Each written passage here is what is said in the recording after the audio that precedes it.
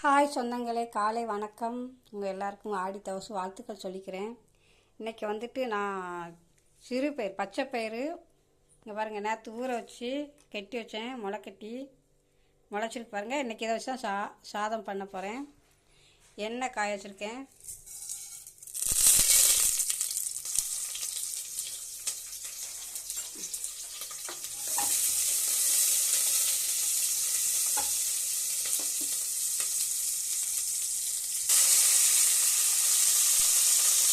தக்காளி பூண்டு அதையும் போட்டு வதக்குறேன்.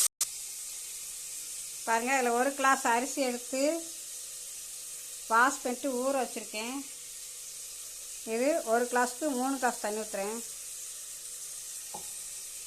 சாம்பார் பொடி, காயப்பொடி, மஞ்சள் பொடி வச்சுருக்கேன்.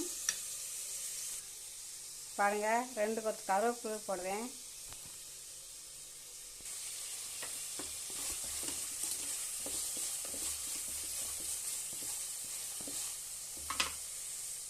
நல்லா வதங்கிட்டு இப்போ நான் முளைக்கட்டி வச்சிருக்க பயிரை கொட்டுறேன்.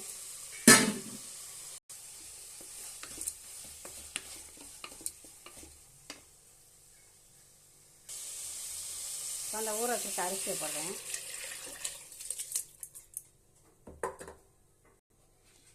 அரிசி போட்டு தேவையான அளவுக்கு உப்பு, சாம்பார் பொடி, மஞ்சள் பொடி, காயப்பொடி.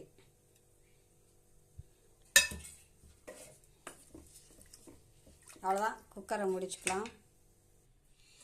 இங்கே பாருங்கள், சிறுபயிர் சாதம் ரெடி ஆயிடுச்சு. பச்சைப்பயிறு, இது சைடிஷ் வந்துட்டு உருளைக்கிழங்கு பொரிச்சு வச்சுருக்கேன். இந்த மாதிரி சாதம் பண்ணிட்டு எப்படி இருக்குன்னு கமெண்ட் பாக்ஸில் சொல்லுங்கள். இந்த வீடியோ பார்த்து லைக் பண்ணுங்கள், ஷேர் பண்ணுங்கள். மறுபடியும் ஒரு வீடியோவில் சந்திக்கேன். பாய்.